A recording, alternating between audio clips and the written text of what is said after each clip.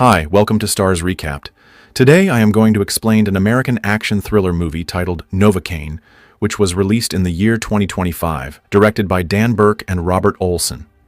The film begins with a man named Nathan Caine getting ready for work. He works as an assistant manager at a bank. At the office, his boss, Nigel, gathers all the employees and gives a motivational speech, telling them they are like family and should work together as one. Soon, a young woman named Sherry Margrave walks in.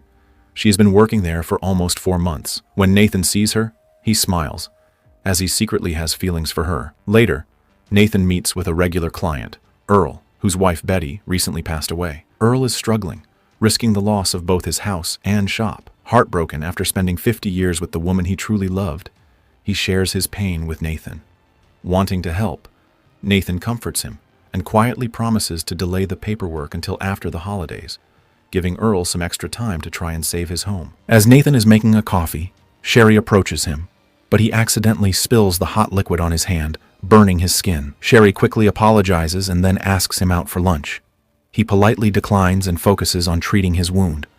However, he suddenly recalls what Earl said about his marriage to Betty, which makes him reconsider. Without hesitation, he rushes back to accept Sherry's dinner invitation. During lunch, Nathan opens up to Sherry about his condition, congenital insensitivity to pain, which means he cannot feel pain even if someone were to stab him. Because of this, he was sheltered for most of his life. Sherry had already seen proof of it earlier when he spilled hot coffee on his hand without reacting. He also avoids solid foods out of fear that he might accidentally bite his tongue. However, Sherry encourages him to try cherry pie for the first time, and he happily takes a bite. Later, she invites him to an art show she's hosting that evening, and he gladly accepts. That night, Nathan plays an online video game with his friend, Roscoe Dixon, even though they have never met in person. As he hesitates about going to Sherry's art show, Roscoe urges him not to waste the opportunity. He tells Nathan that if he were in his place, he would definitely go. Moved by Roscoe's words, Nathan finally decides to attend. He enjoys the event and later spends time hanging out with Sherry. They run into a guy from Nathan's school who used to bully him, calling him Novocaine because everyone knew about his condition and would beat him up for fun. Sherry decides to get back at the bully by tricking him into taking shots with Nathan. However, instead of alcohol, she gives him ghost pepper hot sauce. The guy starts coughing uncontrollably, giving them both a good laugh. Later, Nathan and Sherry go back to his place. As Sherry helps him take off his shirt, she notices large tattoos covering his body. The moment grows intimate, and they share a passionate kiss before spending the night together. The next morning, on Christmas Eve, Nathan wakes up feeling better than ever. After making breakfast, he heads to work, planning to meet Sherry and finally accept her proposal. However, before he gets the chance, 3 bank robbers, Simon, Andre, and Ben, burst in, dressed as Santa Claus. Firing their guns into the ceiling, they knock out several employees. Simon, the leader, demands the vault code from the bank manager, Nigel. When Nigel refuses, Simon brutally shoots him in the head to prove he's serious. He then threatens Nathan and even strikes Sherry. Left with no choice, Nathan gives up the code. The robbers start loading bags with cash, but before leaving, they take Sherry as a hostage. As the police arrive and order them to surrender, the robbers open fire, killing the officers before speeding off with Sherry. Nathan rushes outside, watching them escape. Thinking quickly, he uses his belt as a tourniquet to help a wounded cop, then grabs the officer's gun and steals his car, determined to chase down the robbers and save Sherry. Nathan follows them as Simon orders Andre to take the car onto the highway, leaving Ben behind to deal with Nathan. The pursuit leads into a narrow alley, where Nathan crashes his car and confronts Ben, demanding to know where his friends are taking Sherry. Ben refuses to talk, tosses his gun aside, and runs into a nearby kitchen. Nathan follows him inside, and they get into a brutal fight. During the struggle, Ben's gun falls into a pot of boiling oil. Without hesitation, Nathan plunges his hand in to retrieve it. Ignoring the pain, he keeps fighting until he manages to shoot Ben in the head. Searching Ben's pockets, Nathan finds a mobile phone with a text message that reads, "Just landed. Where you?" He then takes a picture of Ben's tattoo before getting back into the car. He sends the image to Roscoe, asking for help in tracking down local tattoo artists who might recognize the design. At the same time, he tries to find out where Ben worked, hoping it will lead him to Simon and Andre, and ultimately to Sherry. Meanwhile, back at the bank, Detectives Mincy and Coltrane arrive to investigate the robbery. As they examine the crime scene, they discover a crucial piece of evidence, Nathan's belt, which he had used to stop the wounded cop's bleeding.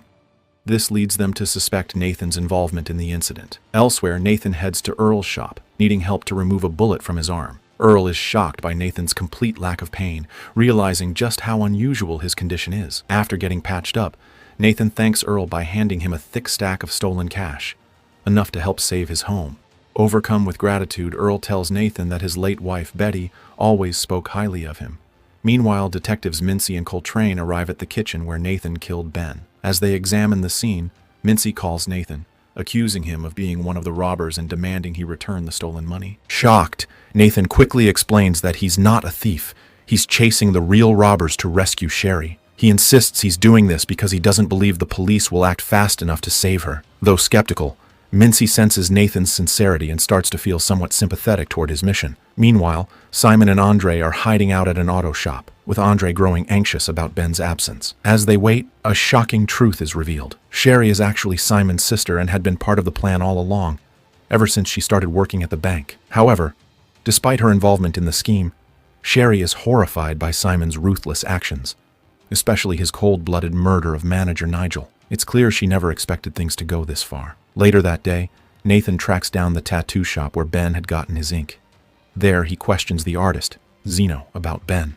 However, Zeno quickly grows suspicious and refuses to cooperate. When Nathan pulls a gun on him, Zeno's assistant tries to intervene but ends up accidentally getting knocked out by Zeno during the struggle. Nathan is thrown against a mirror, but instead of backing down, he smashes his fists into the broken glass, embedding shards into his skin.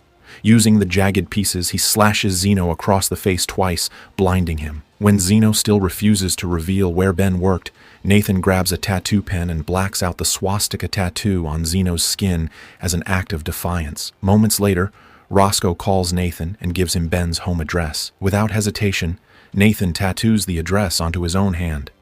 Meanwhile, Simon and Andre listen to a police scanner and hear confirmation that Ben is dead, killed by a skinny guy in a suit. Simon immediately realizes they're talking about Nathan, and Sherry understands that he's coming for them. Furious, Andre swears revenge for his brother. Nathan arrives at Ben's home, only to find it rigged with booby traps. An arrow shoots into his leg, and before he can remove it, he's caught in a snare, leaving him hanging upside down. Desperate, he calls Roscoe for help. However, Roscoe hesitates, knowing that Nathan is now linked to robbery and murder.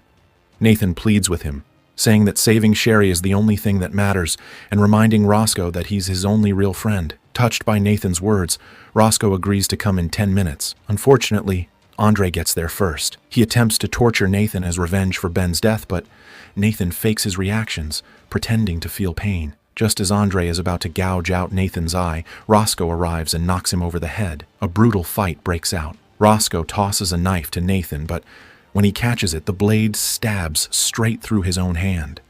Ignoring the injury, Nathan turns the weapon on Andre, jamming it into his foot. The struggle continues until Nathan locks Andre's head between his legs. With sheer determination, he forces the arrow deeper into his own leg until it pierces through and straight into Andre's skull, killing him instantly. As police sirens approach, Roscoe creates a diversion, allowing Nathan to escape.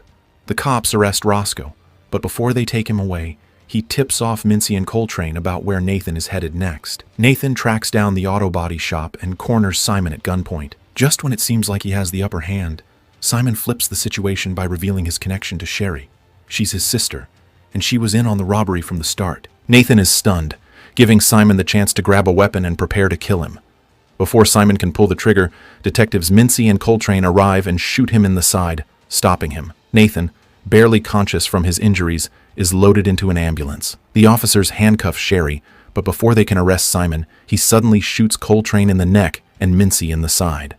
Simon then grabs the stolen cash, kills several paramedics, and hijacks the ambulance, with Nathan still inside. Meanwhile, Sherry helps Mincy to her feet and joins her and Roscoe in chasing after Simon. Realizing he's heading for a boat to escape with the money, they race to stop him. Inside the speeding ambulance, Nathan regains consciousness and quickly breaks his own thumb to slip free from the cuffs. Spotting a defibrillator nearby, he grabs it and shocks Simon in the head, causing the ambulance to crash. When Sherry arrives, Simon gains the upper hand and brutally beats Nathan, even fracturing his arm so badly that the bone juts out. Just as Simon is about to kill Sherry, Nathan injects himself with adrenaline, pushing past his injuries. Using his exposed bone as a weapon, he drives it through Simon's jaw and into his head, killing him instantly. Nathan then collapses as medics rush in to help. Weeks later, Nathan wakes up in the hospital after being in a medically induced coma. Roscoe is by his side, and soon, Mincy arrives. She informs him that he's facing enough charges to land him in prison for years, but because he saved her life, and because he's a white guy who works at a bank, he gets a reduced sentence of 6 months under house arrest. 1 year later, Nathan and Roscoe are still gaming together, but this time, Nathan logs off early to go on a date with Sherry. She's still serving time, but is set to be released in 8 months. During their visit, they share a slice of cherry pie, just like on their first date. As their time together ends, Nathan takes a bite, savoring the moment, and smiles. That's my explanation for the movie, Novocaine. So guys, what do you think about the movie? Write in the comment. Subscribe for more videos like this, turn on the notification, and leave a like to help the channel out. Thank you for watching.